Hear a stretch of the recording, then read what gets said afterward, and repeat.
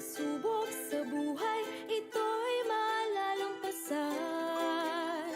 Basta't sama-sama at ating mapakita pagmamahal sa ating kapwa. Sa anong probinsya'y kay kasama, sulong ang pagkakaisa. Sa ating buhay nagpapatibay, panalangin sa Diyos ang gabay. Magsama-sama at ipakita pagmamahal sa kapwa, bawat kailan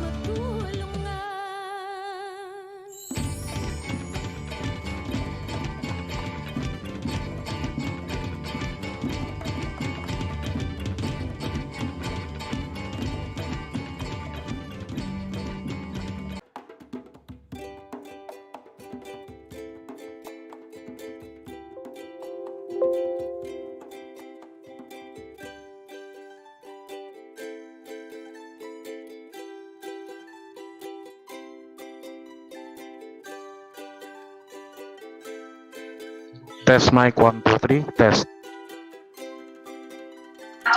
Mic test, mic test.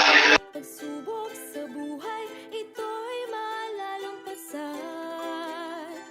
Basta't sama-sama at ating mapakita pagmamahal sa ating kapwa. Sana probinsya'y kay kasama, sulong ang pagkakaisa. Sa ating buhay nagpapatibay, panalangin sa Diyos ang gabay.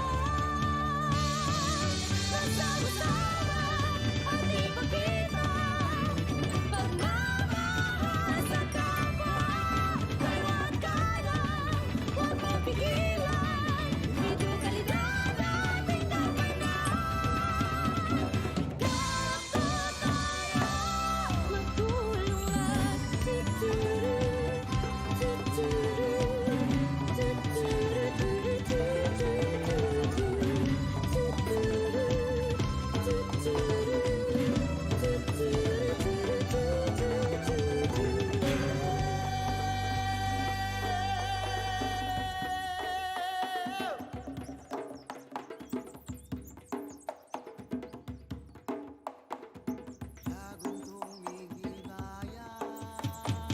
Sana probinsya'y kay kasama, sulong ang pagkakaisa.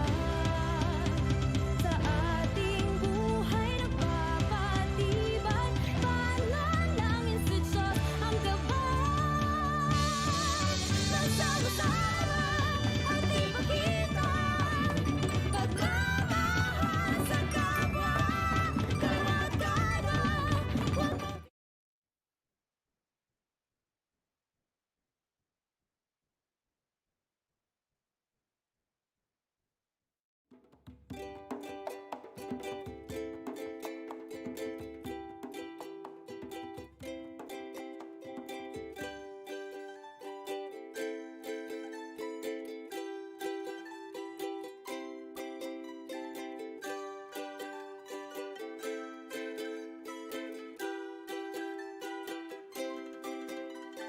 Kahit anumang pagsubok sa buhay, ito'y malalampasan. Basta't sama-sama at ating mapakita pagmamahal.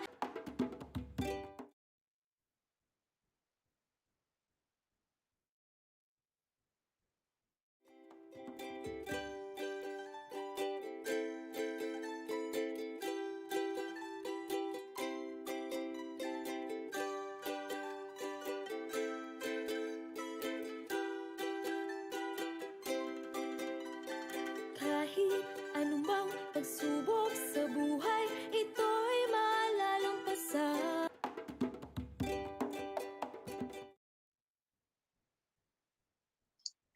Good afternoon, everyone. Okay. Good afternoon, everyone. Welcome to the virtual orientation on Computer-Based EPT 2021. Thank you for your time to be with us this afternoon. And to start this program, we will be singing our national anthem, followed by the prayer and the regional hymns. Thank you.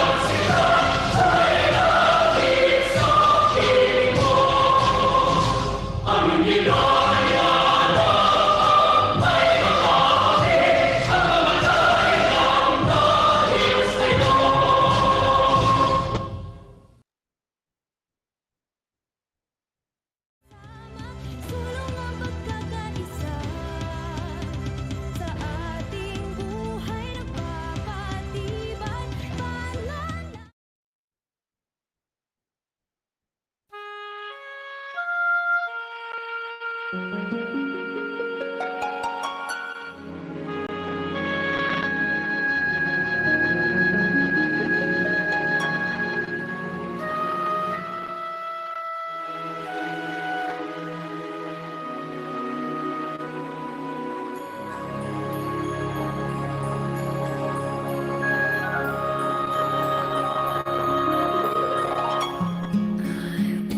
to see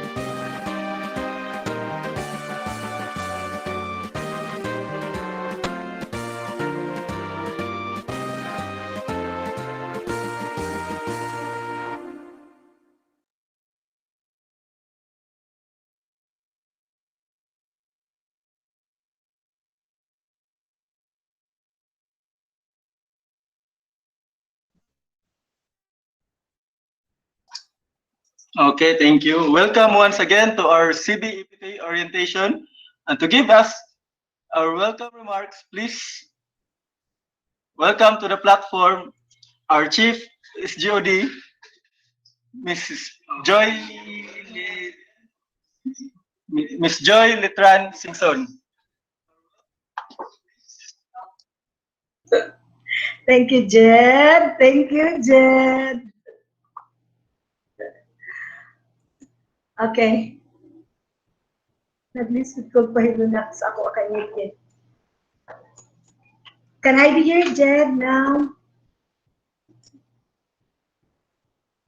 Madungog rako, Sir Relson, Jed Nieves. Madungog rako. Yes, ma'am. Yes, ma'am. Okay. So thank you for this technology. And I would like to greet everyone a pleasant afternoon. A blessed afternoon. It's Friday and it's Friday. No, murag lang hinagod kayo ipahulay, no? Pagkasabado. Okay. So my vow of respect to the top execom, headed by our very own SDS, Dr. Maria Lisa R. Tabilon, the two assistant schools division superintendents, Dr. Ramos and Dr. Romagera, my partner, Chief Abelio, A.O. Tangon, and the rest of the EXICOM. I believe we have also with us our testing personnel in the person of our PSDSs and PICDs. Good afternoon to all of you. The proctors, the examiners, the host school principals, districts, supervisors or PICDs, testing coordinators, the monitors, the district IPOs, the district nurses, the school nurses, and all others concerned. Good afternoon to all of us. And also my advance congratulations to the training management team of this virtual orientation, of course, headed by our IM and E SEPs, Mr. Inding. SEPs Inding, congratulations in advance. And thank you for facilitating this virtual conference. Jed Nieves, Epsnick Nieves, and also to our division IPO, our division officer in the IT, in the production room. We have Sir Julius Bilagantol. As always, you're the best. Ilabi na karong pandemic. Ikaw yun ang hari sa tanan sa mga virtual conferences. Congratulations in advance and thank you for facilitating this virtual orientation, and also to everyone who are here in this platform. Good afternoon. I believe today we will be learning something. I hope you will be in a good side. Amo sa nindot na signal, no? And also, you have with you your water and your snacks so that you can pay attention very well to this orientation. Okay, wala na may second orientation for this. And I am also suggesting everyone to whatever queries you will have to please raise it out this afternoon. Pag dili, wala tayo chance mo talk, then you can write it down in your chat box. Somebody will traffic it. Somebody will get it and raise it for you para ma-answer nato tanan ang mga queries with regards to the conduct of the CB-EPT. This coming March 29 to 31. Mura of this will be conducted in 3 days, kay batch by batch, no? And we have also assigned testing centers for this. Please be informed. Maminaw ditag mayo kay mura raraba o unong ka testing centers for the whole Zamboanga del Norte division.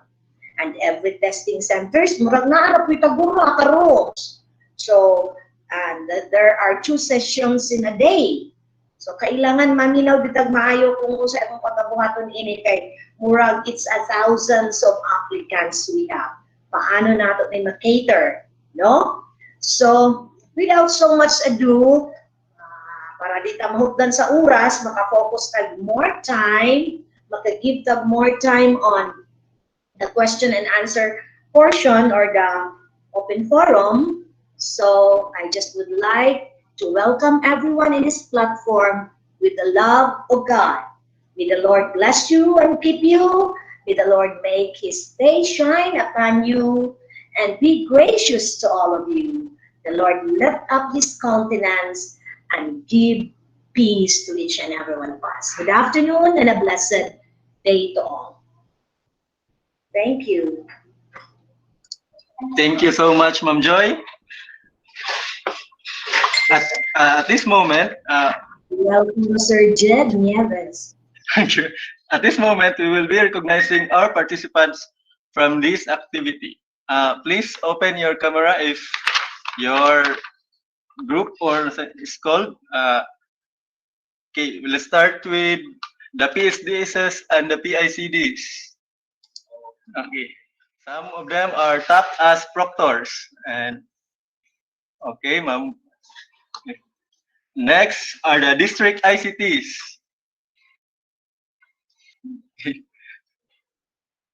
Okay, and the next are the district testing coordinators. Okay, good afternoon. Good. Sir Jed, photo Yes. ops muna. Kay malimitan mo niya na. Wala tayong Okay na, sir. Oh, sige Ma'am Joy, after kuan lang kay aron mo itong low. Thank you. Our teacher applicants who are viewing in our live stream at Facebook Live. Good afternoon, everyone. And those are our participants in this afternoon's activity, the CB EPT 2021 orientation. Thank you. And at this juncture, to give us a message, please help me welcome our Schools Division Superintendent, Mrs. Maria Lisa R. Tabilon.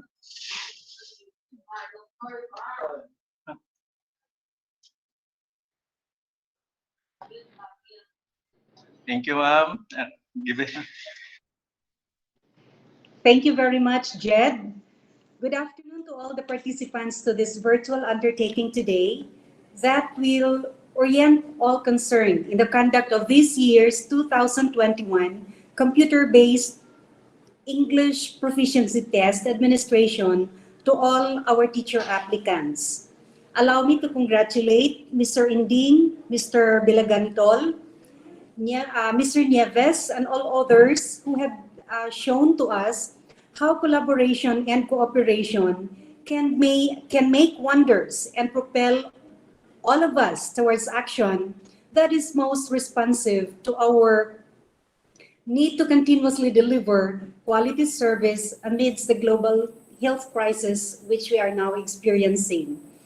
Today's undertaking, ladies and gentlemen, is among the many other important endeavors that Zamboanga del Norte Schools Division embarked to reach out to our clients and other stakeholders to be informed and gain grounds in the performance of tasks relative to the successful conduct of the English proficiency test utilizing the technology.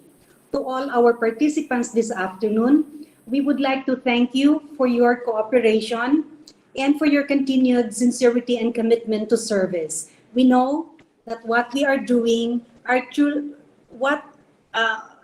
all those that we are doing truly bespeak of us being collaborators for progress in Zamboanga del Norte. And I say, all that we do make wonders for all of us. And it always bears with it our Tatak Galing Norte. Good afternoon. God bless us all. Thank you, Ma'am Lisa. Thank you. Over and above the test administration, the health and safety of all persons involved is of paramount importance. And to give us our message and to brief us in the health and safety protocols, please help me welcome Dr. Cheryl Okupe. Doc, take it away. Thank you, Jen.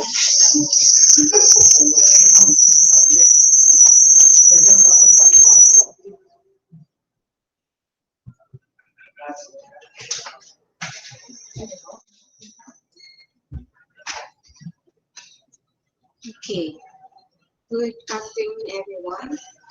The world has been through a lot over the last 13 months. Who would have thought we'll go this far? I'm pretty sure all of you are looking forward to resuming your regular activities and daily routines. But despite adversities, we need to go on with life. I hope you and your family are in good health. While many things have changed, one thing has remained the same: our commitment to the learners. I would like to extend a very warm congratulations to all of you for taking this step in your profession.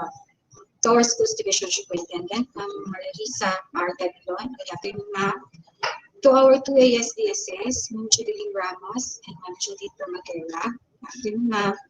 To our Chief SGOD, Ma'am Joy Litran Sison, the Chief of TID, Ma'am Lilia Delio. Amidst the challenges brought forth by COVID-19, the Schools Division of Zamboanga del Norte is dedicated to its commitment in ensuring safe educational continuity among learners and even personnel in the delivery of these opportunities. Your health and safety are of utmost. Guided by the basic education, the World Health Organization, the Executive Order 112 Omnibus Guidelines and Implementation of Community Quarantine, and the Deputy Order Number 14 Series of 2020, the guidelines on the required health standards in basic education, offices, and schools. DepEd adopts the required health standards to be followed in all basic education, schools, and community learning centers. For the routine protocols for the health and safety, first, we should put that in mind to practice physical distancing of at least 1 meter. That means 1 meter or more should be followed. Second, frequently clean hands by using alcohol-based hand disinfectants or by proper hand washing with soap and water. Third, when sneezing or coughing, use tissue or inner portion of elbow to cover the nose and mouth. Do not cover mouth with the hand. And fourth, observe proper use of face mask at all times. And last, practice proper disposal of tissue and mask after use. What are the key considerations in choosing a testing center? To be able to conduct this activity, an approval from the provincial IATF was made, identifying the 6 testing centers with coordination to its respective municipal IATF. To assist in the early detection and referral, nurses on duty of the identified testing centers must report one state of health. Symptomatic applicants shall be referred to concerned agency in the locality, that is, the rural health unit in every municipality. Prior to the conduct of this activity, disinfection of buildings and facilities will be made. A sanitation station, including foot baths and hand washing areas in the identified schools, will be set. Transparent barriers at transacting areas may be installed. For an added protection, mandatory temperature check at the entrance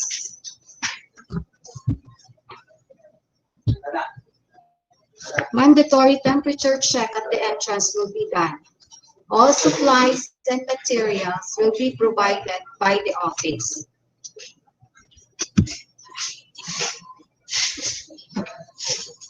If someone becomes ill, who develop symptoms, influenza-like illness or severe acute respiratory illness.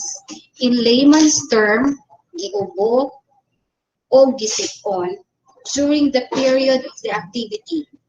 A response plan must be agreed upon. An isolation area is identified away from the testing area.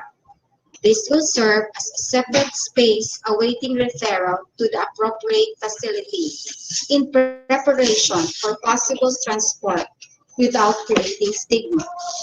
In case someone's test positive during or after the testing day, everyone must be familiar with the quarantine protocol. If you are identified to be a close contact of known COVID-19 positive,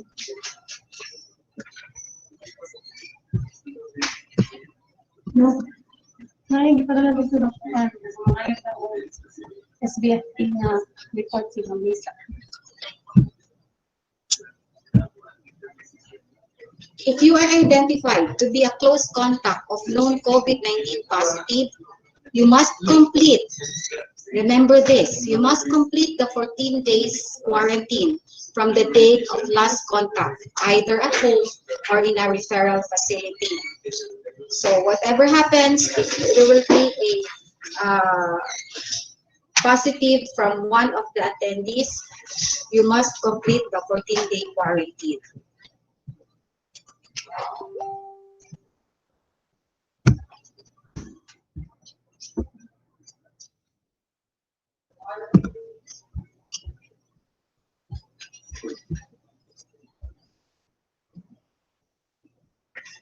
Who are not permitted to go outside, thus not allowed to take the test. Any person below 21 years old, but actually this was adjusted to 18 years old and below. And those who are about skip nyo.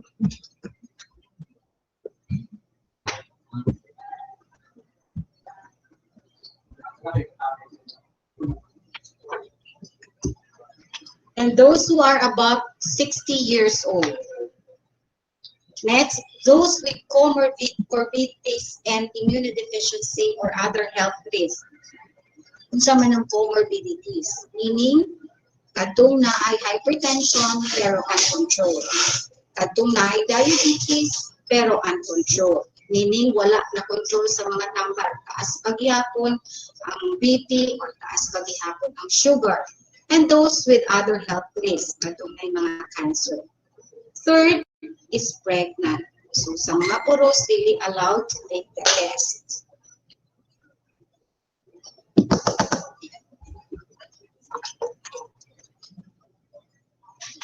So, I will go through with what will happen when you go inside, when somebody takes the temperature.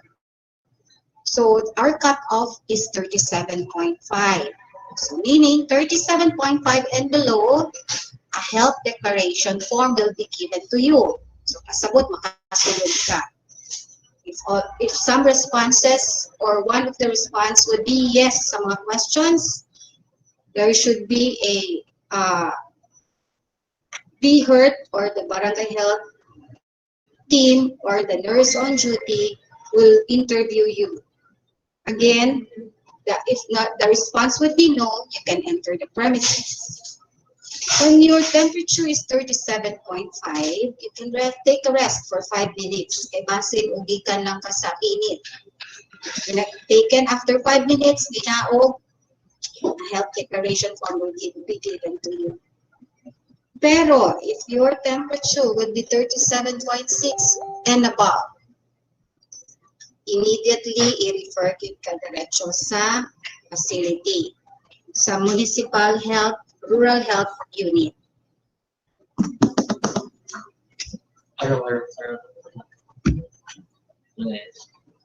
Okay.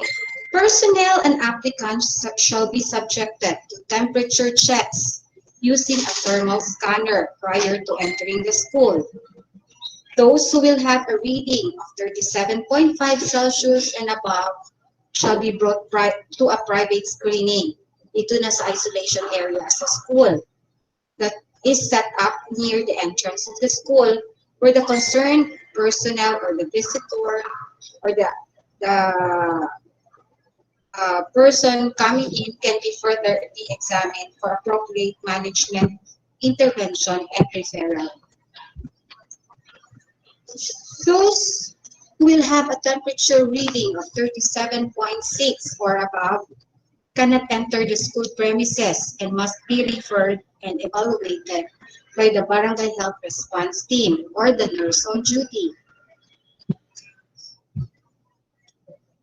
To those with temperature below 37.4, you can submit your health declaration form and proceed to the registration area.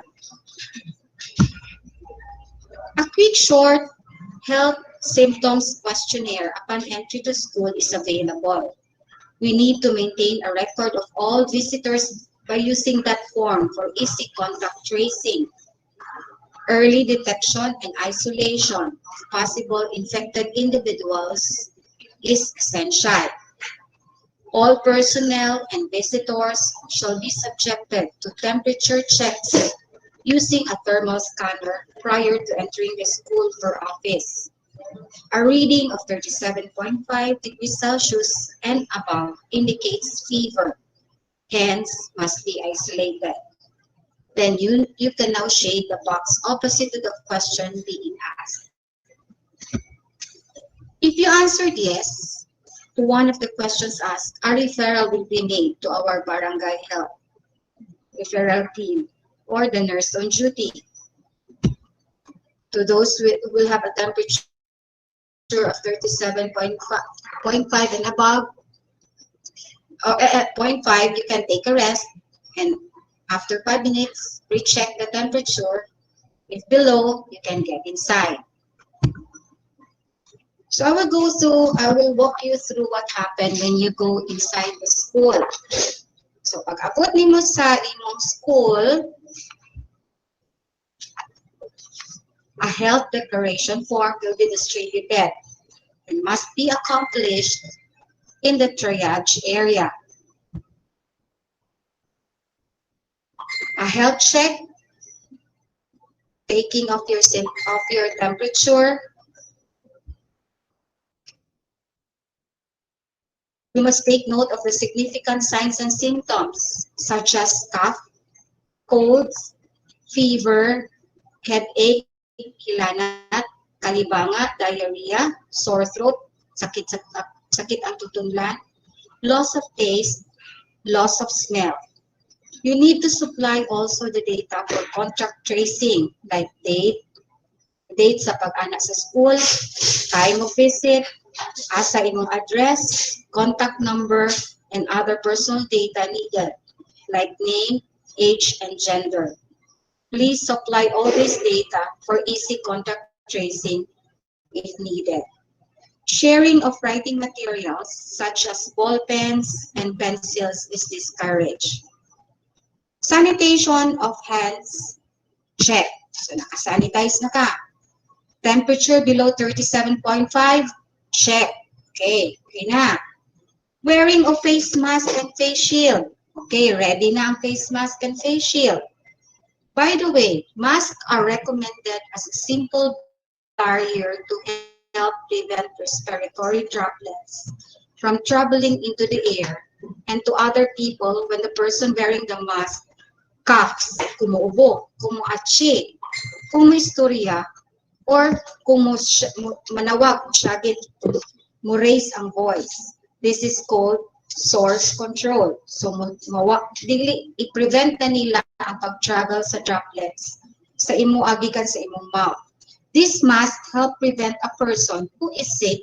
Kung sick na a person, dili na niya ma-spread ang virus to others. Face mask must cover your nose. Take note, gikan sa nose, taman sa mouth, and secure it under your chin to reduce the spray of droplets.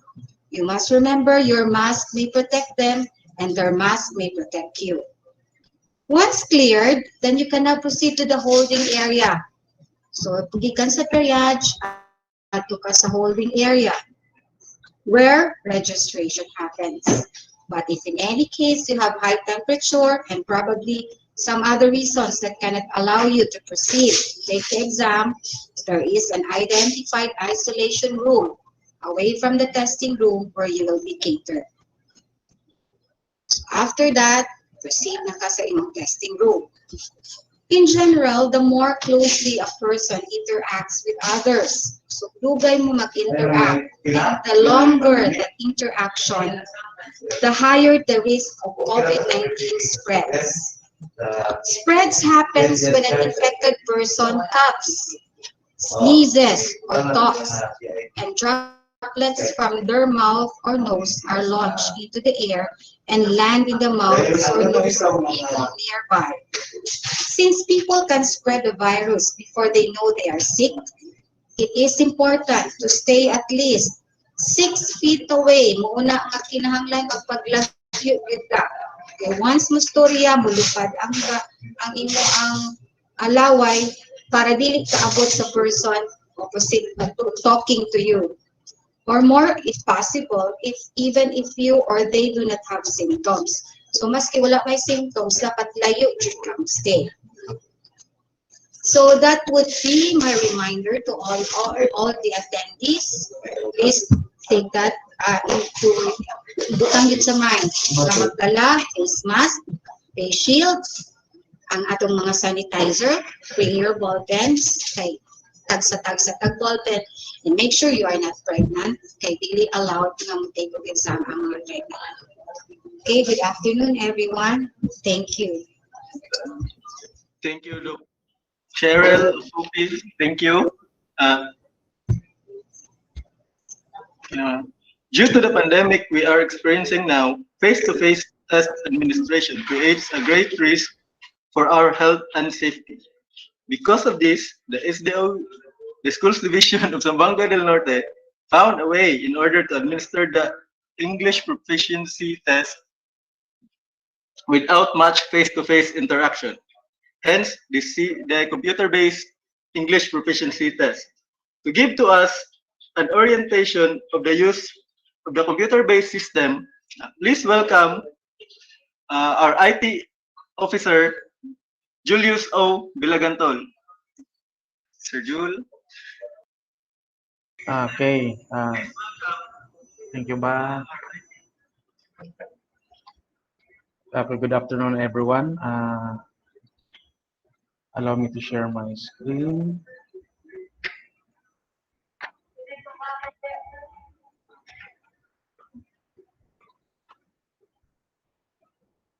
Okay. Once again, good afternoon, everyone. In the conduct of the computer-based English proficiency test, the computer must be set up, no? So again, like last year, no, we will use the Safe Exam browser, no.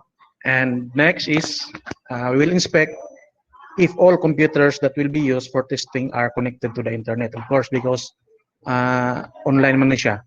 And prepare all the computer needs for examination by opening the Safe Exam browser. So I know atong mga in charge sa schools karon naka-experience sa mga so ato lang i-review, no, ang atong gihimo last year.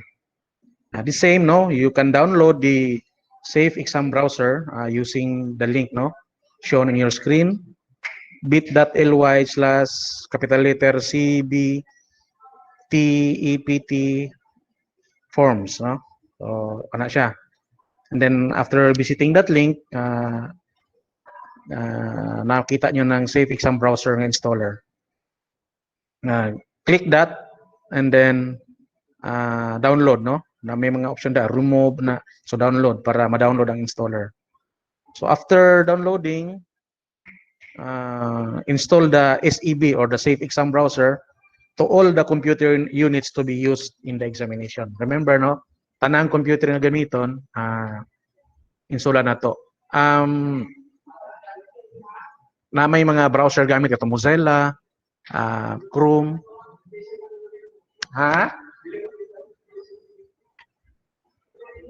Okay.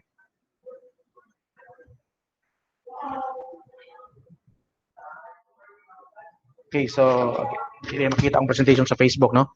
So this is now the Safe Exam browser. Balik ta, no?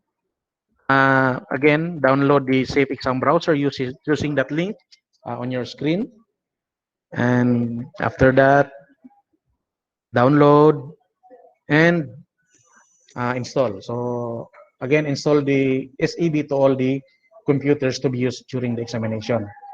So click lang ng SEB and then you will be the installation, no, will guide you through the process, no. Next lang, install, mga all positive answers lang, no, like install, next, or unsa di ana nga to. So namay ga phone. Then wait until kanang bawas ng installation successfully completed. Ano siya?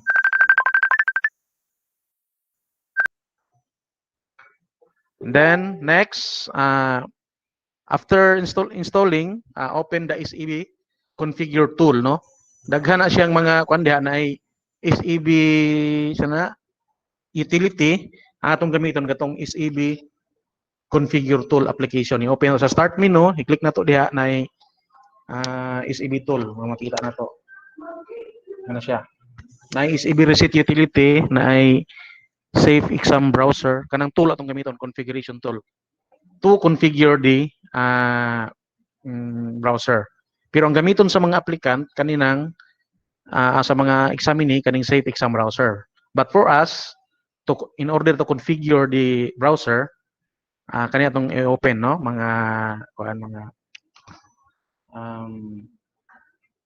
kanang tawag proctors, no. And then in general settings, ato ka sa general settings, magawas na siya, no. Change the start URL to. So ang URL atong set aning http assessment.depe.gov.ph diri sa general nga tab na diha kani start URL. And then after that, adto na punta sa get generally black kaning diri sa under nga browser nga tab. Get generally black and then kani, no, browser then get generally black. And then kaning then sa ubos kaning horizontal positioning dapat naka-right siya, no? Naka-right. After that, ato ka sa file and then save settings, no, to save the changes. So all kamo, no, tanang computers na aning nga form. Technical specification check, no, natay checklist atong gamiton, no. Tanang computers atong nambiran siya 1 2 3 4 para examinees pod kabalo sila asa sila padulong. So ato ning attach dito sa computer system unit or sa kilid sa monitor kaning checklist kung para makita na to kung kanang computer na check na ba gina siya, no. So first we will check for the keyboard. Ang duha ka option okay o failed na, no. Kung na mouse, kung na sa internet, virus scan disabled. Again day, no, analimot day ko, no. Ang virus atong antivirus ato sang disabled temporarily for that day, no, ana nga kuan lang, ana nga exam. Dayon ang auto update pud ato pong disabled nato, no. So mas maayo a day before sa kuan sa exam ang computers na configure na daan kani siya nga mga ready na ni nga checklist, naka okay na tanan, no. Anang virus scan atong disabled o ang auto update nganong importante nga disabled siya kay there are nga mga functions, no, sa maybe sa exam nila nga nanginahanglan og taas nga may mga script dito nga basin ma-detect sa antivirus as malicious, so disable lang nato daan. And auto update also will also be disabled kay basin og ongoing ang pag take sa exam sa examine and then mukalit update yung computer then mo restart. So kuan malangan noon, no, nya narabay timer, no, gitiman ra ba sila. Again, this checklist should be attached to the computer units, no. And also the buffer, no, o buffer computer dapat nanapod siya nani kaning checklist. Okay, to be accomplished by the ICT coordinator, no? Para sa inyong school. And okay na. After ana, configure mo. This is now the Safe Exam browser na makita sa start ni, no? Save must be open for the examinees to take the examination. So again, kani may gamito nila para makatake sa exam. When SEB is open, all shortcut keys such as Alt Tab, print screen, window screen, etc. will be disabled. Browsing of another sites within the SEB is also disabled. So, mas-secure siya, no? Basin na niya siya kanang mag-open niya sa laing mga tab, kaya mag-research sa answer. So, naka-disable siya, no? Mo na purpose aning gamit aning nga browser. Okay, no?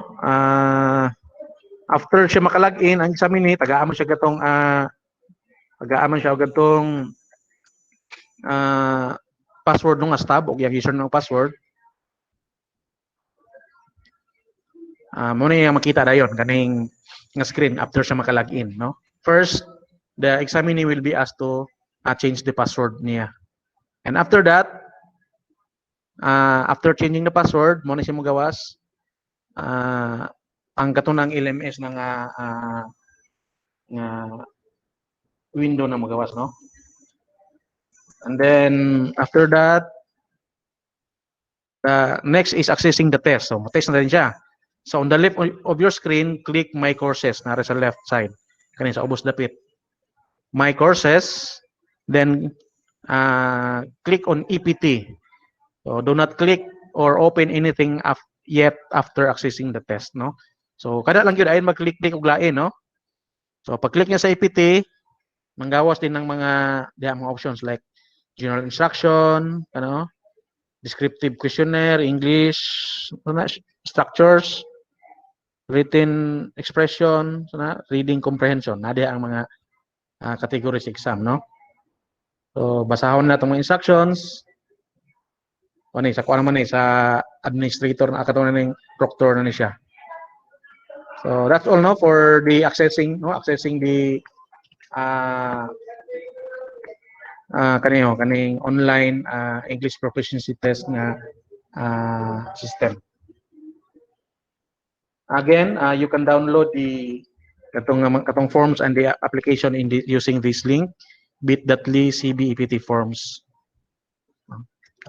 Once again, good afternoon. Thank you very much for listening. Okay, thank you so much, Sir Jul, for that orientation.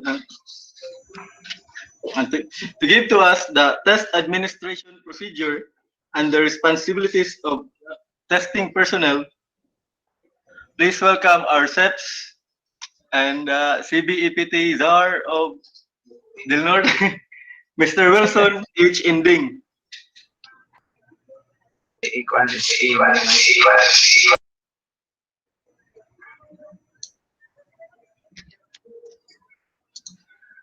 Jed. Mr. Wilson H. Inding. Natin ikaw sa Facebook, no?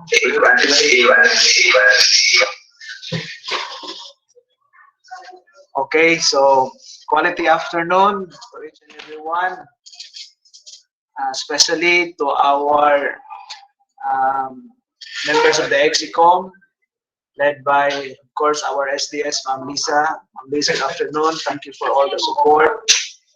At the outset, I would like to thank, in behalf of the Division Testing Committee, I would like to thank our host schools and districts for this breakthrough. Again, this is the second time around that we conduct computer-based English proficiency test to our Teacher 1 applicants for school year 2021-2022. So thank you, Polanco National High School, Katipunan National High School, John H. Romer Memorial National High School in Sindangan, Salog National High School, keep it agro fishery, but with the strong ties with Labason Central School, no? The place or the venue for actual test examination due to some consideration, especially on the internet connection. No? So, thank you, Sir Dan and Ma'am Amplayo. No? Also, thank you, Shoko National High School. No? Testing venue for all the EPT takers in Triple SB. No? So also to our PICDs, PSDSs who are tapped, no, as proctors in this year's EPT. I know you have a lot of other concerns, but I think your presence this afternoon is a manifestation that indeed you are candid, you are putting your all out support of this endeavor that is somewhat helping our applicants to eventually secure an item in the government. So thank you very much, PSDSS and PICDs. Probably you have also concern in your schedule by the time we conduct or we administer this test, especially that I have learned that you have also other equally important concerns by then. No? But whatever is that, I think the Secretariat is also open, no, to whatever your pleasure, and I think we are ready to accommodate, no, if ever you want some considerations from us. But if you can also commit, no, to be acting as proctors, I think you have also the the capability, no, to look into your schedule, to squeeze this thing in your schedule para matagaan po siya of priority, no, especially that our guidelines really sets forth that it is going to be the PSDSS or the select school principals, no, to be acting as room examiners or proctors. And of course, to the rest of the testing personnel, the ICTs, the ICT officers of the districts and also this division, Sir Julius, the nurses, and all other concerns, no? So my part is actually to orient you on the different roles and responsibilities of testing personnel and the actual, no, test administration procedures. So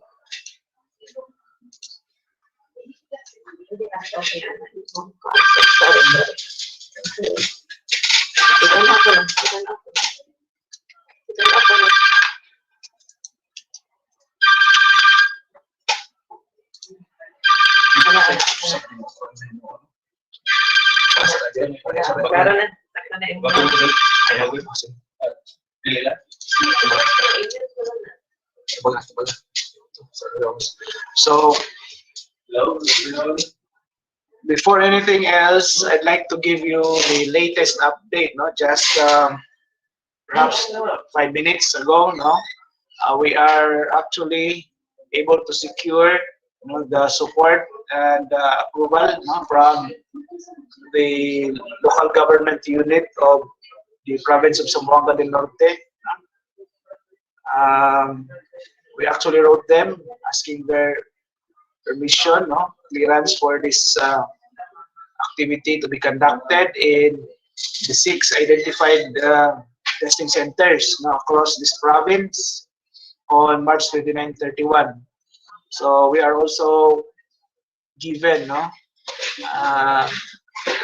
additional task to secure the permission of our concerned city or municipal LGU, no. So kailangan pa ta mangayo permission po sa ato ang municipal IATF, and to this effect I'll be asking the assistance from our field nurses in the 6 identified municipalities to help us secure their permission, their support, and I'll be sending the letters, that were actually signed by our superintendent na, These letters are to be given to our local chief executives, sa mga munisipyo, 6 municipalities. So these are the testing center requirements, as you can see on the screen. So in our case, as a large division, we are actually committed to conduct this simultaneously in 6 testing centers. These are pre-identified testing centers actually. So munang sila makalikay every time we have nationally administered test and the test be conducted online. These schools are already identified by VEA to be our testing centers. And among the considerations there, yung stable or strong internet connection, and then at least 20 desktop computers, and no power interruption during the administration of the test. And then testing rooms should only accommodate 15 to 20 examinees, then 1 room examiner and 1 IT officer or coordinator. So we have done this last year. We only allow at most 20 examinees per room. And then inside the room, the testing center or the room is, of course, the room examiner together with the IT officer of the school or of the district as designated. So in this year's activity, I guess we maximize the things allowed by BEA na tagduha ka rooms per session. So we can accommodate at most 40 examinees in one setup or in one session. The difference as to the number of examinees this year as opposed to last year, I think this year, as of this time, we have more than 600 already. Last year, if I'm not mistaken, 342 lang, if I'm not mistaken. So karon medyo mas bugat-bugat karon, and we are expecting some more examinees or some more registrants to come in, especially so that we are still open as to the additional list of takers from our district counterparts up to 5 p.m. this afternoon. So were it not of the restrictions, were it not of the exceptions nga katong mga nakatake na sa September 3 or 4, 2020, or those who already took the November 2019 schedule, siguro maabot og almost 2,000, because as far as I have learned from Sir Julius, as of now more than 2,000 man ang mga applicants karon, the old and the new combined. So imagine how big is this figure or number. So number 4, for testing center which needs to conduct multiple sessions, holding area must be provided for teacher applicants. So this is already taken into consideration by our host school heads, I'm sure, especially that they already have the experience. And then this holding area should be spacious enough to ensure social distancing, and be enforced. And then examinees and testing staff should submit themselves to precautionary measures such as temperature check, wearing of mask, and butang na nato diri ang shield, and sanitizing, among other things. And then testing room should be disinfected every after session. This is also one thing that we are asking from our municipal LGU, not only the support or the permission that the test be conducted in their area, but also we'll be asking logistical support to the effect that they will be helping us, no, in the disinfection of the testing rooms and the holding areas every after session. No, that is the requirement of BEA, no, of the Bureau of Education Assessment. So who are involved in this endeavor? So these are the people identified: division testing coordinator, yours truly, room supervisors if applicable, no. So in this case, even if we have only at most two rooms, no, per testing center, but we are empowering our district testing coordinators, no, in the host district or host school, host district pala, no, to act as room supervisor during the test. So I am expecting the DTC of Pulangco 1, no? Pulangco 1, where Pulangco National High School is belong, no, to be acting as room supervisor. The same is true with the other 5 district testing supervisors, no, host district testing supervisors. And then we have also room examiners as identified, no, mga PICDs and PSDSS. And then we have the IT officer and IT coordinator in both district and school. And then the nurse and medical officer, security personnel, and then support staff. This usually comes from the host school, no? They are the ones composing the secretariat, no, in the various testing centers. So what are the responsibilities of the DTC? Sa ito ang part, these are the things that we are going to ensure, no, to be really observed before and during the test and even after. So first, to conduct the orientation. So this is it. We conduct this orientation not only to the testing personnel but also to the applicants. This year we involve the applicants because we know that with their presence, with their information of the things that are taken up during this orientation, this would also lessen, no, the burden of the testing personnel to ensure orderliness, no, to ensure the observance of the minimum health and safety protocol within the premises of the testing centers being observed, no, being observed. And then provide the following to BEA: the list of testing centers. This is done. The assessment plan is already done.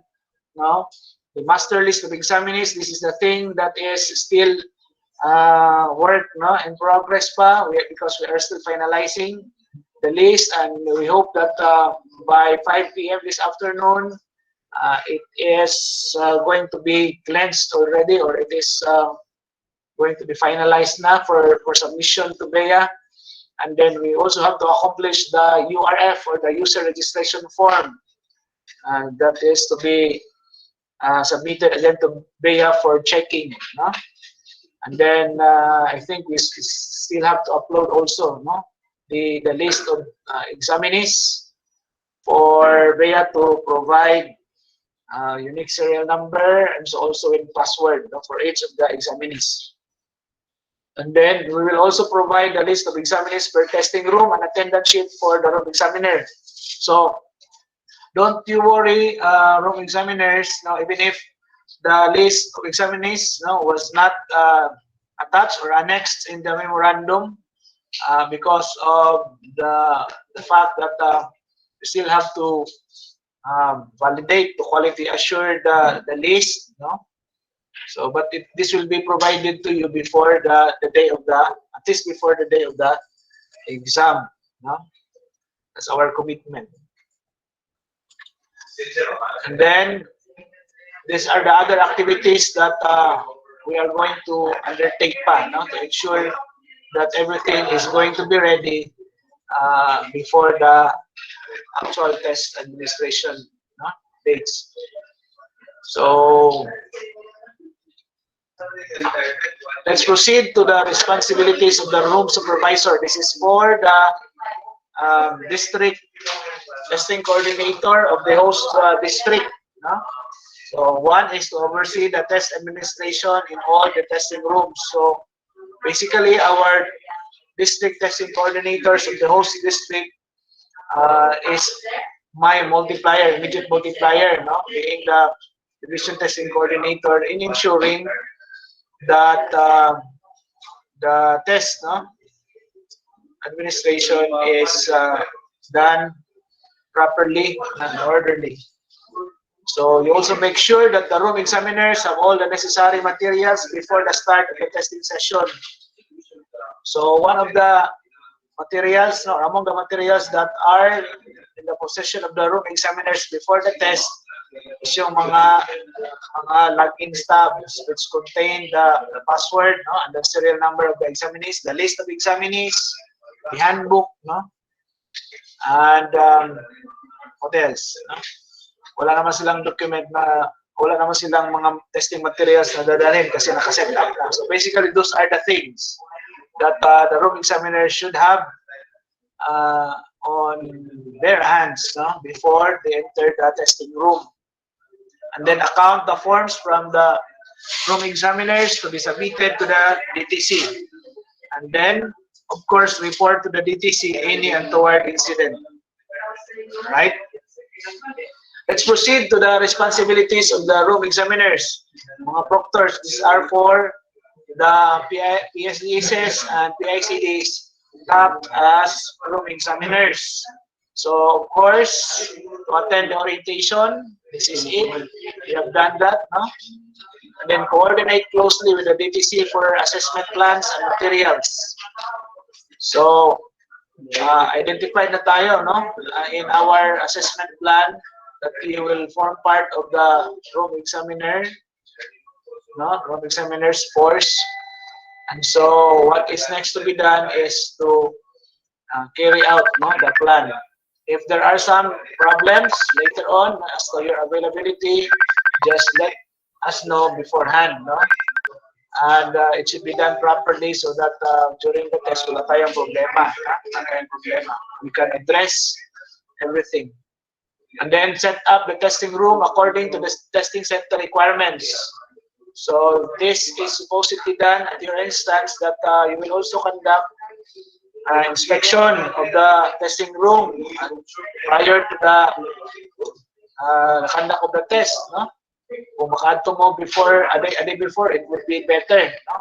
But if you can go to the testing center, no, very early in the morning on the first day of the test, then okay lang din, no? Okay lang din. Then protect the security of the test materials, including forms and login details of the examinees. This is very important, no? Because for all you know, the test will be done in 2 or 3 sessions, and the same set of questions actually will be provided to the examinees, no? So the burden of securing, or the task of securing the test materials, no, the sanctity of the items, the security, no, the security of the test materials, as I've said a while ago, should be done at your instance. Kailangan ato ang protektahan. And then conduct assessment session according to the script and instructions in the room examiner's handbook. So ang inundre is basically just read, no, the instructions in the room examiner's handbook, no, in verbatim. So basahon lang na to, no? Basahon lang na to. No need to contextualize, no? Wala na room for contextualization diri. Basahon lang. Slowly and clearly, no? And then we accomplish the forms as prescribed in the handbook. So there are forms there, no? that you will also be oriented on the forms later on in our one. Next part. And then responsibilities of the IT coordinator. This was explained by Sir Julius, especially on the use of the system. But in general, these are the things that the IT coordinator or coordinators should do. No? So conduct initial and final inspection in the testing rooms prior to the testing day. And then certify that the computer units in the testing room are working and have passed the requirements set by BEA. So definitely there's going to be a sheet of paper, no? The Q check, parang quality assurance template, no? That you are going to paste on each computer set that is going to be used, no? For the test. So in quality assurance siya, no? And then assist the room examiner in troubleshooting of the computer units during the conduct of the test. So dito kayo magaling, no? Dito kayo magaling. We would like to get your full name kasi sa memo natin is parang generic lang, no? Na yung yung IT coordinator natin or yung IT officer na to assist the room examiner during the test. Gusto namin na makuha yung full name ninyo, no? Para for proper recognition later. So perhaps we could ask you to log in certain link, no? To write your name, no? As IT coordinator of a particular testing center for a particular session, no? Kasi per session man. Or we also ask the assistance of our division ICT, no? To about this thing, no? To get the identity of all the IT coordinators involved in this test, no? Then we have the responsibilities of the support staff. So first, we have to maintain security and safety in the testing center. And then record the time of login and out of the testing staff and examinees, including their temperature log for health and safety reasons.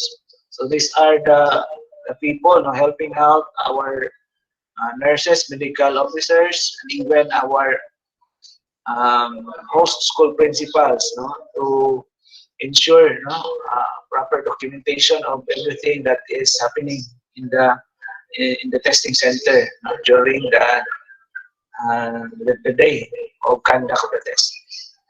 And then disinfect the testing rooms, holding area, and frequently touch surfaces and objects before and after the testing sessions.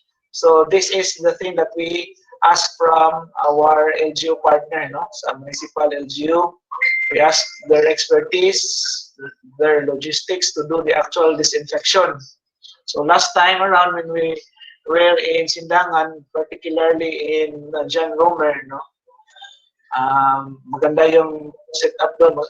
During the time we were there, nandun talaga yung mga personnel sa Sindangan, no? Health unit. So full force sila, no? Full force, naka-gears pala. So the same thing we expect from them, no, this year. And then make sure that all signages on health and safety measures way to the testing room, holding area, and comfort rooms are posted conspicuously. So, ang mga signages, no, kailangan nandoon. These are some of the things we include, no, in the checklist of checklist for readiness, or the readiness checklist of the testing centers. Nata, no? Nata idea.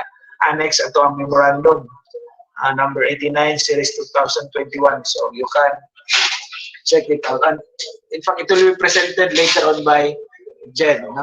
in his part. Put health supplies and materials in their appropriate places within the testing center. So these are considerations before the actual test, no?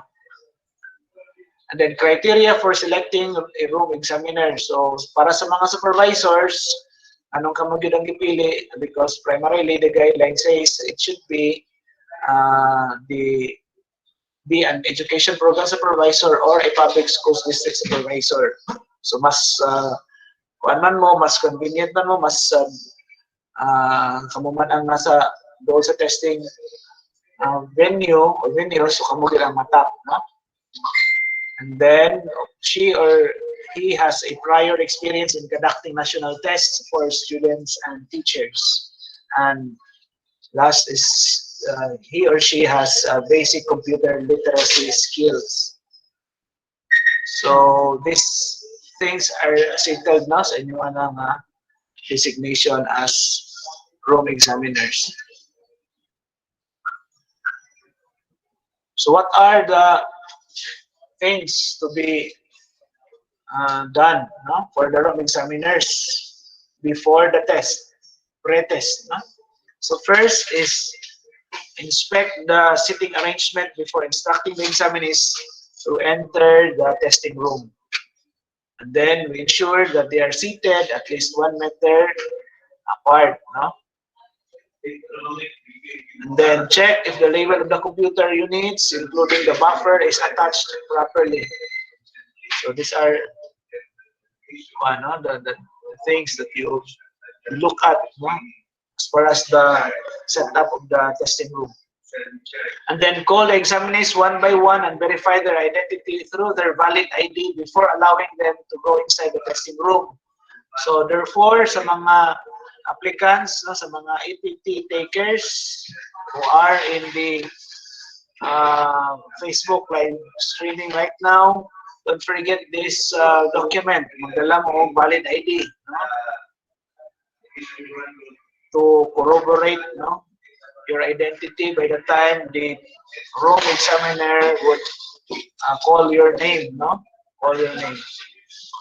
Once everybody has entered the testing room, instruct the examinees to put their mobile phones on silent mode and place it inside their bags.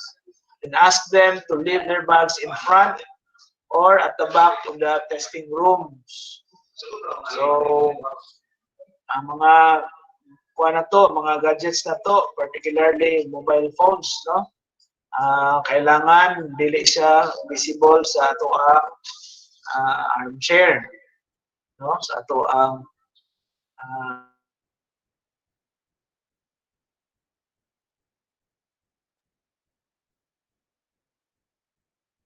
recommend that yung mga watches, wrist watches natin, isali na rin because I have learned that there are some watches na capable of kanang taking photo, no?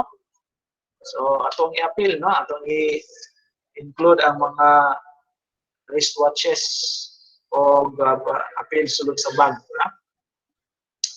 And then allow them to go to the comfort room or attend to other personal staff for 5 minutes. So this is before the test. Personal necessity or magkuha na sila daan, no? Mag-CR na sila daan. And then once they are seated, begin with the orientation. So in the orientation, as I've said a while ago, you as room examiners need not to worry about what to say, what to tell them, no? Just read in verbatim the wordings, no, of those instructions found in the handbook, no? So these are the things, no? These are the statements that you are going to read during the orientation. So dili na ko nabasahon isa-isa, but the thing here is no departure from the wordings of the handbook, no? So Sir Julius also a while ago has had actually shown this one. These are the pre-test activities, no? Una-una to yung general instruction, and then natay distribution of login stubs to the examinees, and make sure that the correct login stubs are given to the examinees. And for all, I think for those who have already acted as proctor in last year's EPT, you know how important is the login stub, no? Kaya dito ang ilaang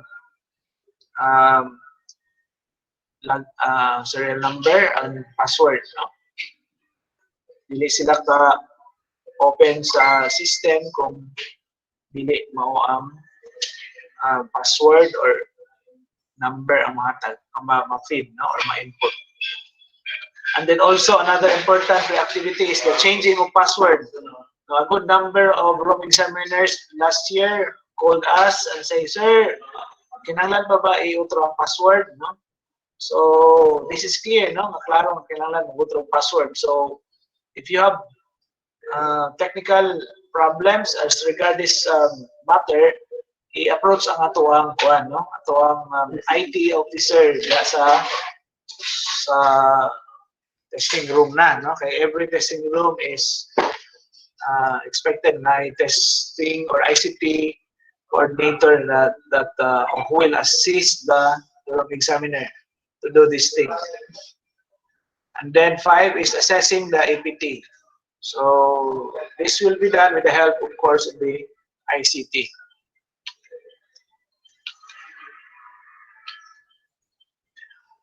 So during the test proper, these are the facts, or these are the informations, no, that you should know. That as far as the time limit for each sub-test, 15 minutes for English structure, 25 minutes for written expression, and 50 minutes for reading comprehension. So ang nakakuha na ni sa system is very particular siya sa time, no? Kaya naman ni siya ay gitawag tag quiz navigation portion, wherein the examinees can monitor their own pace as they take the test. So na countdown, no? Na countdown ani mahitabo, naging time timer ani mahitabo per computer unit. So in a way, no, this would also affect, no, the confidence somehow of the taker, say ma-pressure sa remaining time to answer a particular subtest. So stress that examinees should not answer 2 subtests simultaneously. They should finish 1 subtest before proceeding to the next to avoid decrease in the time limit. So muni nga ang uban makaingon nga medyo lisod-lisod na ron. So sa unta man, no, the present circumstances that we are in really require us to do these things, no? Online or kanang computer guided ang ato ang test, no? So we have also to allow examinees who finish ahead of time to leave the testing room, and then instruct them to log out their account. So pwede ra nga katong mga makahuman na og answer ahead of time to leave the testing room, no? Di ingon nga sabay gyud manggawas. And then get the login stub from the examinees. Mao na to ni, no? So di na to ipadala sa mga examinees. And then have them sign in the attendance sheet where they will log the time they finish the test. So there will be attendance sheets to be provided, you know, by the support staff of each testing center. And then inform them that the results of the test will be given to the division office. So as far as the access of your rating, there is a law, no, that we also have to abide by. We cannot just easily reveal or display or even post, no, the results of the EPT this time or this year, no. Naman tay data privacy. So ang mabuhat yun na to, ana, is every time na result, and then you ask for your request for rating, so buwan din mo isa-isa atag o certification to that effect, no? Dili na to pwede nga ma-memorize and then i-attach na to ang link or di ba ang copy yun sa results. No, not anymore this time. So during that, after the test, we ask the monitors, no, who happens to be the district testing coordinator, to give their evaluation on the conduct of the test through this link, no, bit.ly /online EPT. And then for the room examiners, this is your link also, no, to submit your online evaluation on the conduct of the test, bit.ly /room examiner EPT. So pakikuha lang ng picture, please, no? Take picture. If you have questions as regard my presentation, we will just treat them, no, during the open forum. Okay. So I know there are a lot of queries, not only from our testing personnel, but even from our applicants. No? So we provide them somehow the avenue to hear out, no, or to ask through the chat box, no, in the Facebook. And then we have also the chat box in this platform where our participants who are hooked up, no, who are in this platform to also write. No? So thank you very much for your time and for listening with my discussion or with my presentation. Okay, thank you so much, Sir Wilson Binding.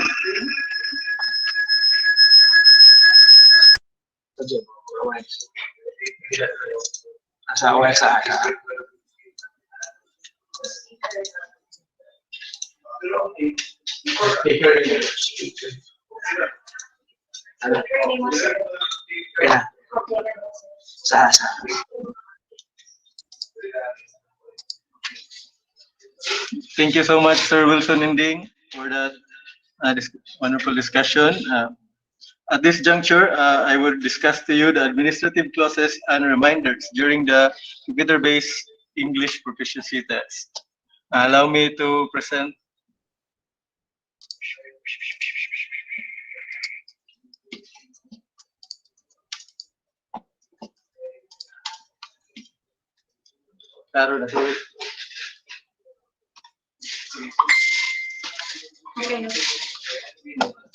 Okay, good afternoon, everyone. The computer-based EPT, the division memo for the computer-based EPT is the Division Memorandum number 89, as reinforced by Division Memorandum number 99 series of 2021. Administrative clauses number 1, compliance with the minimum health and safety standards. This familiar na tanin, dapat wear face mask and face shield and observe social distancing. The number 2, the testing center or host is enjoined to provide supplementary medical supplies, consumables to be used during the test. The SDO shall likewise deploy its office and field medical personnel to the 6 testing centers. So naara tayo mga medical personnel in each testing center, so to comply with our safety. And the number 2, the host school or testing center is directed to prepare the testing room such that the computer sets be arranged to observe at least 1 meter distance between examinees. The school is likewise expected to set up a holding area for the waiting examinees. Okay, not all examinees will be in a room at the same time.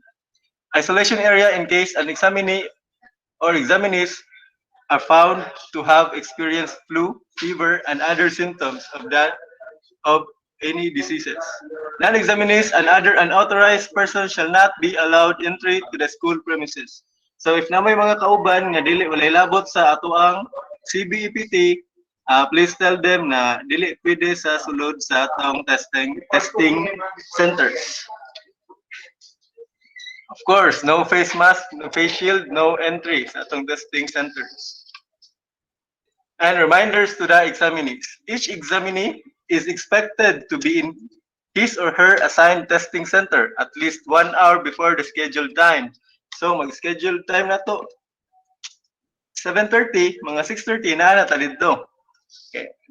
Okay, an examinee who comes late by at least 15 minutes shall be replaced by a buffer examinee.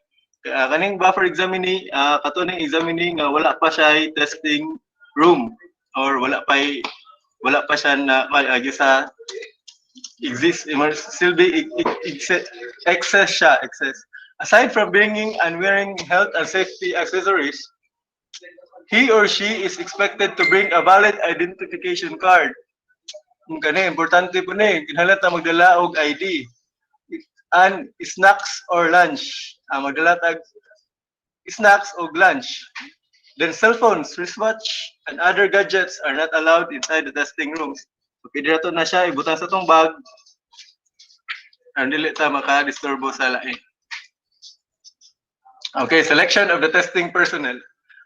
Per computer-based EPT guidelines, the education program supervisor or public schools division district supervisors with experience in proctorship of national examination with basic computer literacy skills shall act as room examiners. For reason of fitness, however, the schools division superintendent may exercise prerogative to tap the secondary school head, preferably from nearby schools, to assume the responsibility of the room examiner. The office through the district division testing coordinator must be notified of substitution or replacement at least 1 week before the test. So the scheduled test is 29 dapat mga Lunes or Tuesday. Mag-inform na tayo if na yung mga replacement. Thank you. Number 4, delegated responsibilities. The following field personnel are delegated with responsibilities relative to the smooth and orderly test administration. To wit, select district testing coordinators. In close working collaboration with the PSDS and PICD and school head of those school, the district testing coordinator shall, number 1, coordinate with the municipal health unit or municipal IATF for information of the conduct of the activity, the CBEPT, as approved by the provincial IATF. Ang atong approved nga letter from provincial IATF is coming na, then amo na to siyang i-disseminate sa inyo if maabot na dire sa amo ang table. And for concomitant monitoring and technical assistance, provide them a copy of the approved assessment plan. Number 2, to coordinate with the school testing personnel to ensure readiness of rooms and materials for the test. Anatay nato ipakita ay hatag sa inyo ang mga testing coordinators yun nga tool for the readiness of testing rooms and testing centers, including but not limited to the posted list of takers on the doors of the examination room, prepared seating arrangement, and holding area prepared. So naagi dapat nga mga list sa ngalan sa examiners sa testing room or na-guide ang mga examinees. Number 3, immediately report to the division testing committee any update in the coordination efforts before the test conduct or any incident and towards incident during the test administration to mitigate potential problems. Okay. Concerned district and school nurse, so dahil na po ta sa atong medical staff. Under the supervision of the division medical officers and with co-working collaboration with the school head of the host school, shall make representation of the local municipal health unit for the request of pre-test, ocular inspection, disinfection of the rooms every after use, health monitoring, and medical assistance. And the function of our district and school DRM coordinator, in coordination with the school head of the whole school, shall coordinate with the barangay council for the provision of security in the premises. Mo gina importante pod ang security sa atong premises. Wala ba yung mga maoy da or unsa ba, dapat i-clear ang ato ang area. To ensure order in the premises by regulation the potential traffic of vehicles and persons in the vicinity of the school entrance. Then number 5, contingency in case of brownout. Since the test administration is dependent on the electricity contingency, over the possibility of power interruption should have been prepared. To this effect, the whole school is enjoined to provide standby generator, standby generator pod, and its consumables through outsourcing, rental, or procurement using school funds whenever applicable, subject to availability of funds and standard accounting rules and regulations. And the provision of food and materials. The whole school is enjoined to cover against their local school funds the provisions of food for the testing personnel, medical personnel, and DTs, a district testing committee working group members, such as well as those who may be tapped by the school head to augment the workforce of the division office, as well as the common office supplies and school and office consumables which may be utilized during the test conduct, subject to the availability of funds and to the usual COA auditing and accounting rules and regulations. So expenses of travel. Travel expenses that may be incurred by the members of the DTCs, excuse me, Division Testing Coordinator and the Division Testing Committee, a computer-based English Proficiency Test Task Force, testing medical and support personnel pursuant to this test administration shall be chargeable against Division MOE or local funds as the case may be, subject to the usual accounting rules and regulations. And I will discuss to you the annex to paragraph 8 of Division Memorandum number 89, series of 2021. In case magkulang atong buwan.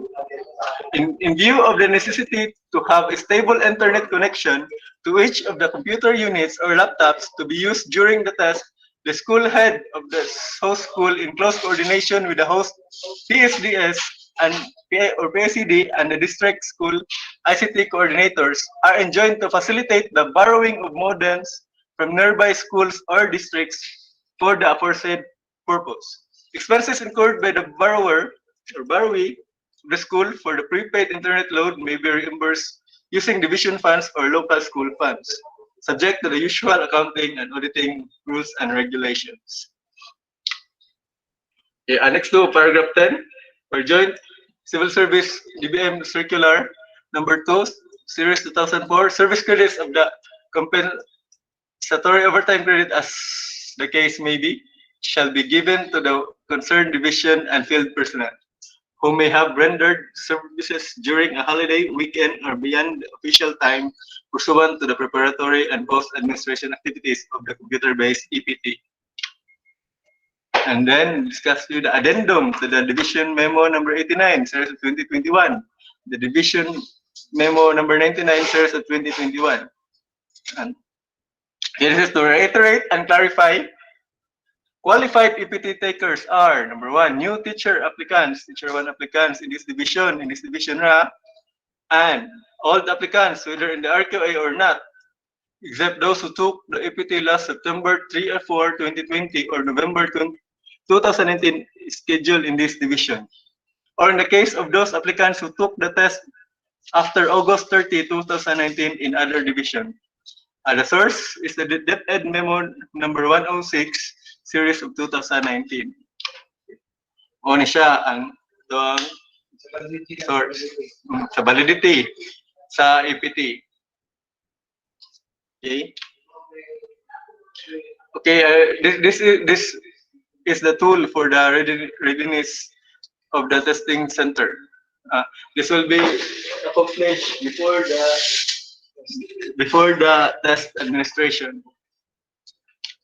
This will be during the test administration, the monitoring tool and CBEPT monitoring tool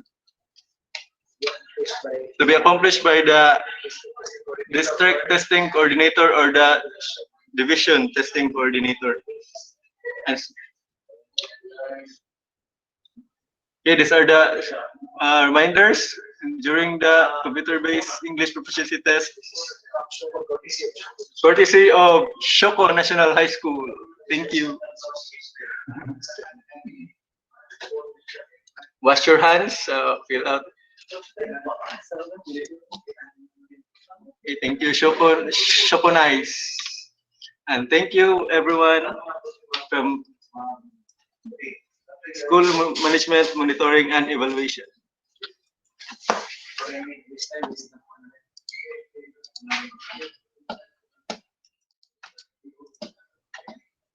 Okay, this time will be our open forum. If you have concerns, questions, you can type in our chat box, or in case Facebook sa chat box po sa Facebook, and we will answer your issues and concerns. Good PM. From Ma'am Araceli Tumbo, good PM, Sir Wilson. We would like to request a copy of the approved request from IETF Provincial Office, because we will attach said copy to the request to the municipal IETF. Thanks. Good afternoon, Araceli. And again, good afternoon to all of the participants who are still with us. So as far as the letter request addressed to the mayor for the permission, and for the support, don't you worry, because we already have the letter for them signed by our superintendent, and I will just course this through sa ato ang district testing coordinator. So thank you for that, Ma'am Araceli, anyway, for the proactivity, you want to secure the permission, and approval from local IATF of Siokot. Same lang tawag kuan, ma'am, same lang tawag template sa letter content. Thank you.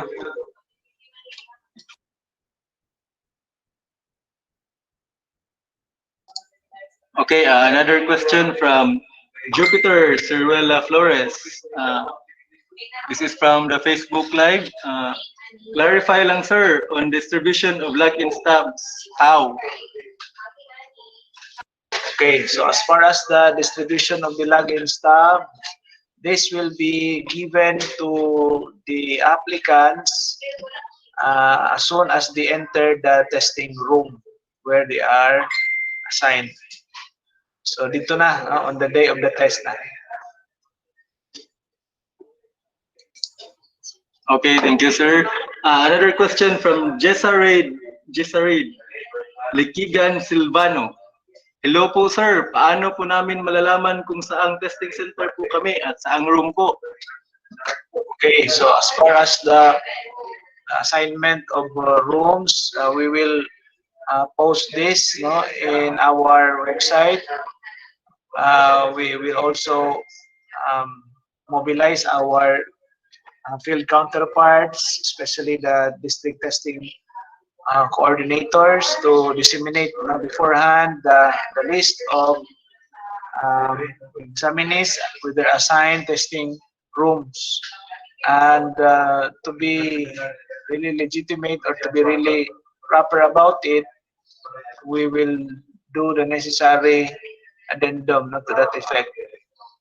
Don't you worry, we will ensure that the list will be made available to you, to the testing centers, at least a day before, before the date of the conduct. Thank you. Okay, another question, Sir Wilson. Paano po ba mag-apply sa CBEPT exam? Online din po ba? And how po? For as long as you are qualified, no, to take the test, and that the presumption is you are um, an applicant, no, teacher, an applicant in this division, because we try to limit, no, our registrants to all the applicants only in this division, because it's not easy to manage, no, the crowd during this time of many restrictions. So gilimit ra nato sa ato ang mga aplikante diri. And then if by chance you are not yet listed in the CBAPT, please coordinate with the district testing coordinator or PICD or PSDS, so that they will be the one to transmit your name in our email, no, monitoring at deped.gov, deped at gmail.com. I'm sorry, monitoringzn at gmail.com.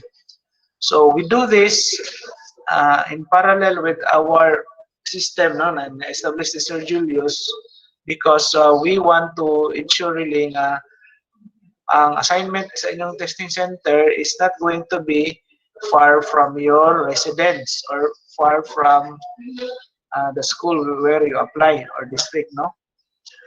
But there could be an exception to that. There might be examinees who are residing in, say, for example, Katipunan or even Rojas, who may be assigned in Pulangco, no? If ever the number of examinees that Katipunan, no, can accommodate, if the number of examinees is actually more than, no, the number of examinees that Katipunan National High School can accommodate.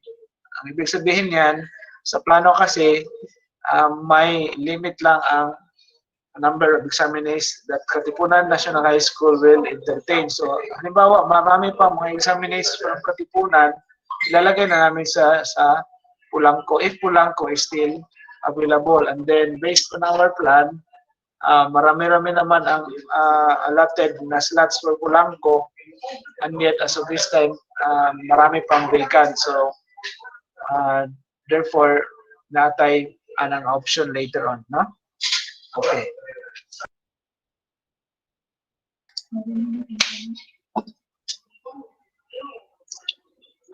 Good afternoon, sir. This is from Jupiter Ciruela Flores. Need clarification lang, sir. As the examinee, we only do the exam and the log-in IT will do.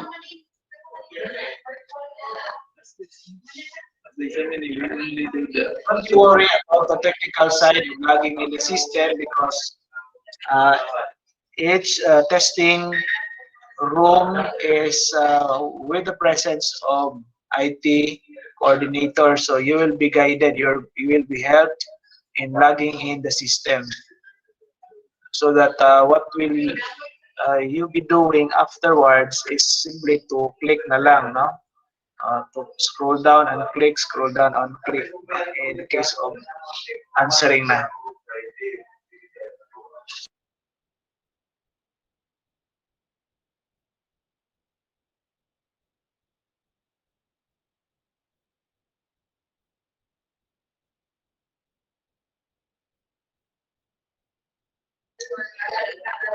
So, in our chat box, it seems wala na pangutana, no, from among the district testing coordinator.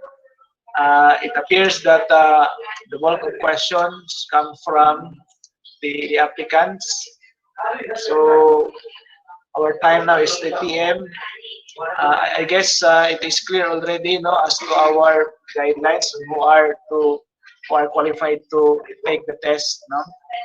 The rationale being is, of course, Deputy Order or Deputy Memorandum 106 Series 2019 is clear that the validity of APT is 2 years from the date of the examination, and also we ensure that our crowd, no, our number of participants would be as much as possible manageable, no? Sa ato ang level, especially so with the many restrictions we have, no? Dili ta ganahan nga ma-deny ta sa ato ang ATF because of the possibility that mag-crowd ang ato ang kuan, no? Mag-crowd ang ato ang testing centers. The reason why they ensure nga in every session 40 lang yun, no? 40 lang. So dili ta pwedeng nga mo kaon og kuan, no? Taas kay nga time just for this purpose. Kung pwede lang naman siya ma expedite or pwede lang naman siya ma-shorten because we only cater to those, no, who are really in need of EPT. So, kung naana EPT nga valid, then let it be, no? So until next time na lang, wala na tayo masyado ng restrictions. Pregnant yun. Pregnant EPT takers, just like last time doon sa Liloy, was not allowed, no? Unfortunately, was not allowed because of the restriction po.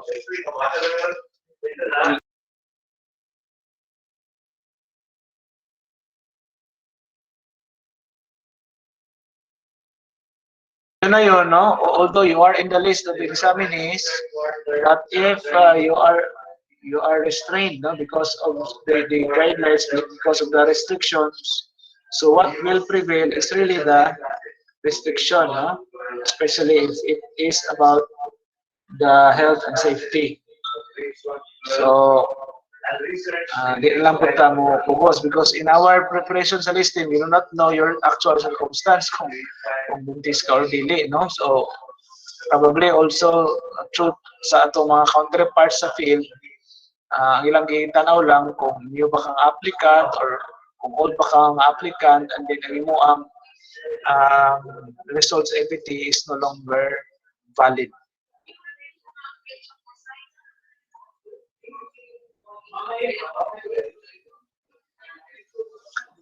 In some other cases, including pregnant, it would be lang, no? Treated in private conversation na lang, no?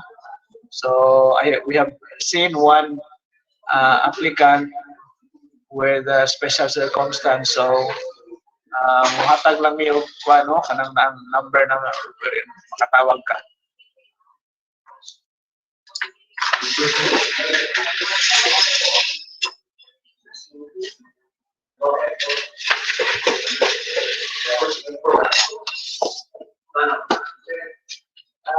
About the list of applicant, I will ask Sir Jed to flash on screen the applicants.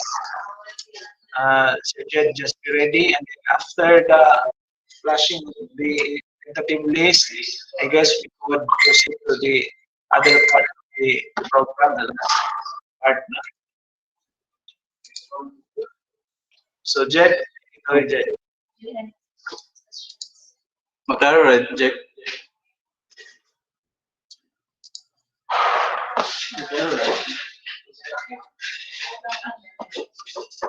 Klaro na itong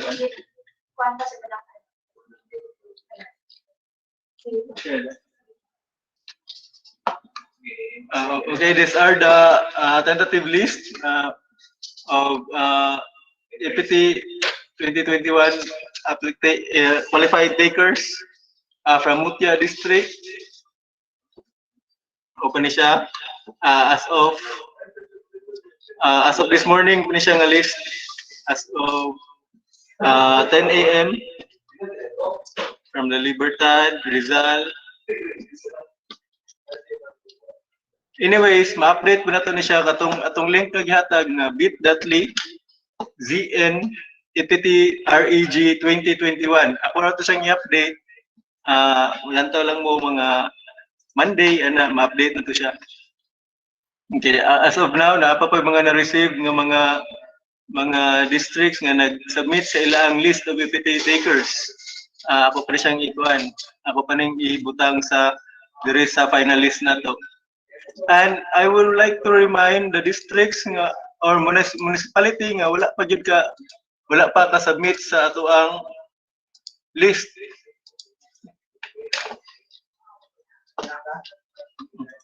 These are the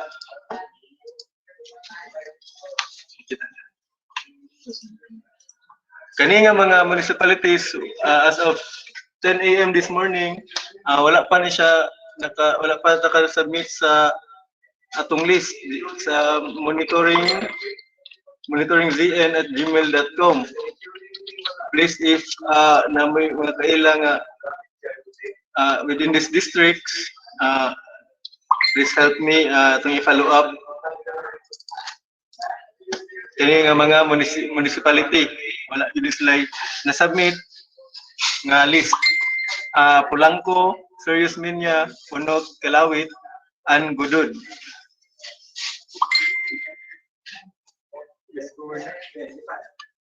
Email address nila And of course napatay mga wala pa tayo mga districts nga wala pa yung mga applicants nga wala pa yung mga email address. Importante kay nato ning email address nila kay dito kay kinahanglan man ni siya pag login nila sa system, kinahanglan ang ilang email address. So please i-ensure lang gyud ninyo ang inyong email address nga mao gyud na siya.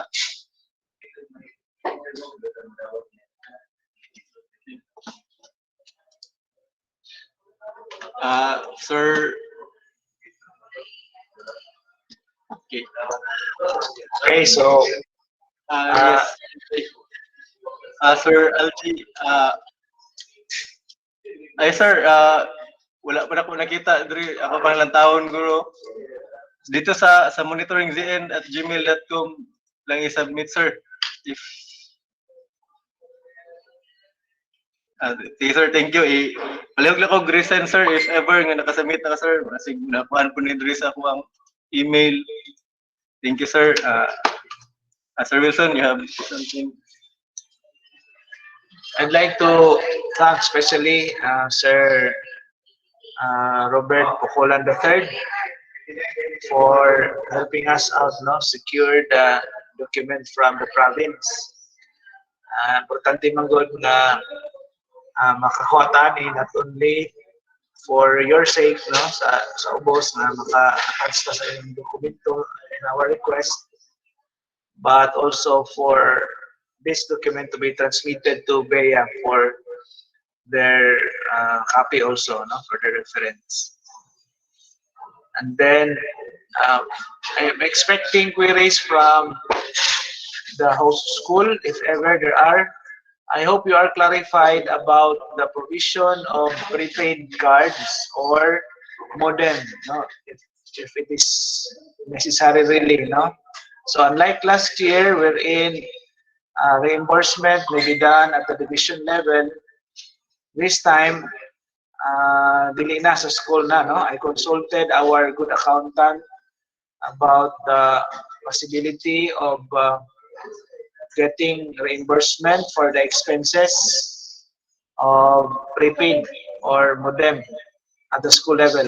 I'm referring to the host school lang, Host school, Pulangco, Katipunan National, John H. Romer Memorial National High School, Salog National High School, Keep It Agro Fishery, although Labason Central School is listed, but the responsibility, the administrative responsibility is given, is lodged to the school head of Keep It Agro. It being a recognized testing center, by BEA. So, Ma'am Tangon is raising her hand.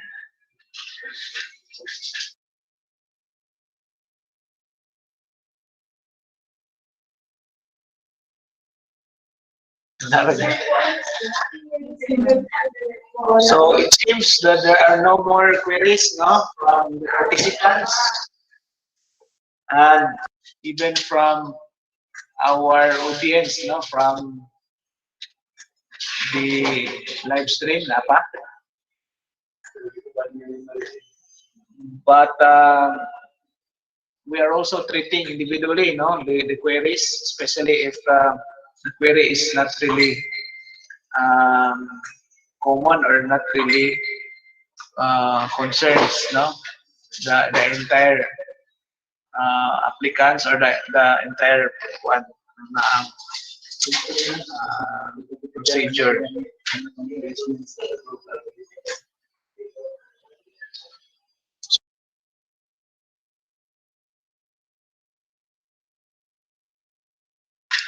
Okay, thank you so much for answering the questions, Sir Wilson. And to give us our ways forward, may we welcome our education program supervisor of the SGOD, Mr. Irby A. Akailar. Thank you, Jade.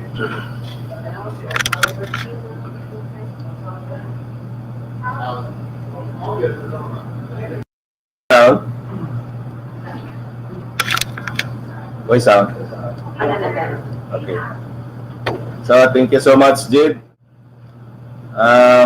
Good afternoon to each and everyone out there on the wave.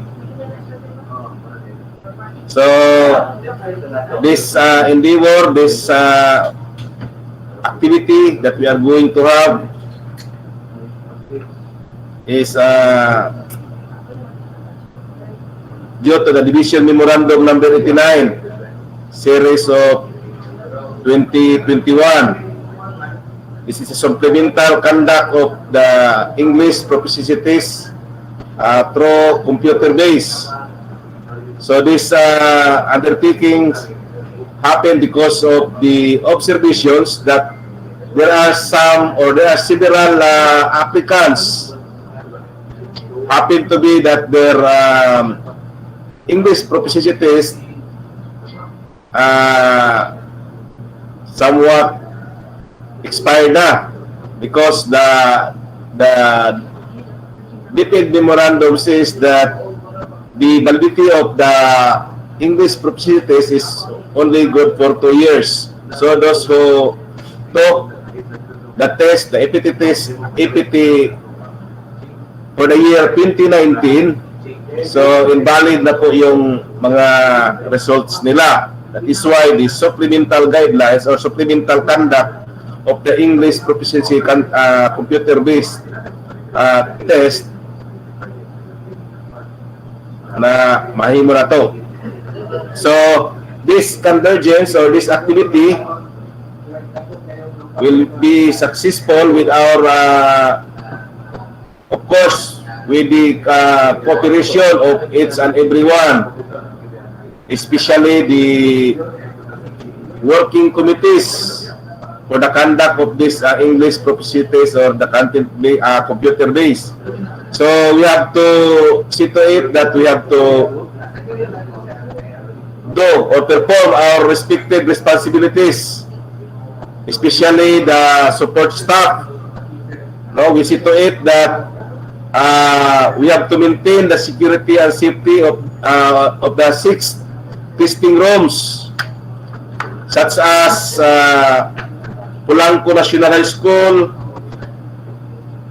Katipunan National High School, John H. Romer National High School in Sindangan, Salog National High School, Kitip Agro Fishery High School, and Sioko National High School. So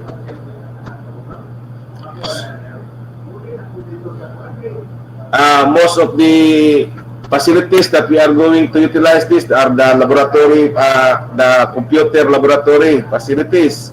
So we have to see to it that these facilities will be disinfected prior to the conduct of the test and as well as after the conduct of the test. Then the room examiners, I would like to reiterate that the room examiners are well selected, coming from the education program supervisors, or the public district supervisor. But then, if ever the assigned road examiners parang alanganin pagdating sa araw ng examination, please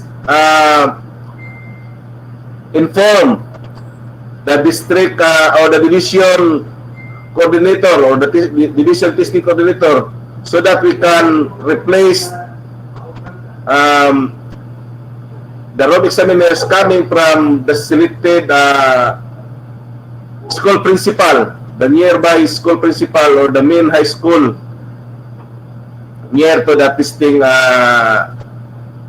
center or the examination center.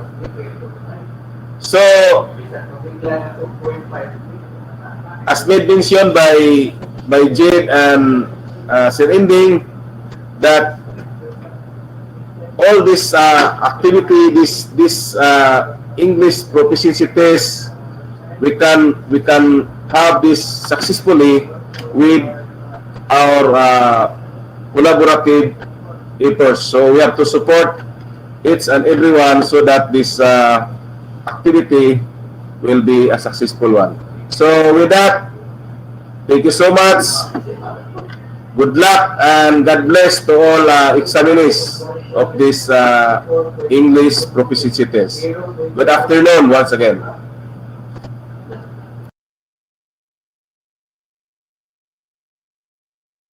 Thank you very much, Sir V. And for our Katami, I would like please visit the link.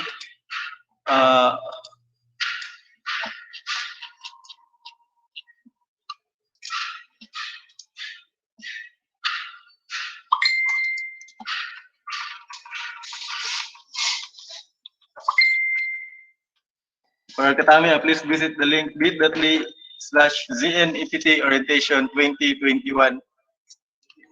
And if there's some questions, please keep updated sa ato ang aware po ta sa namatay mga group chat siguro mga applicants with our testing personnel sa atong districts.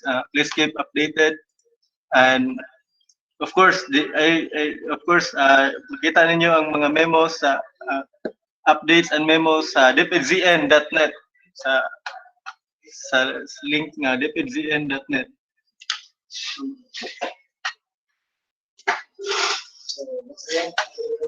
So once again, thank you very much to Ma'am Lisa, our execom, and down to our participants and EPT qualified EPT takers. Thank you so much. That ends our CB EPT orientation. Thank you.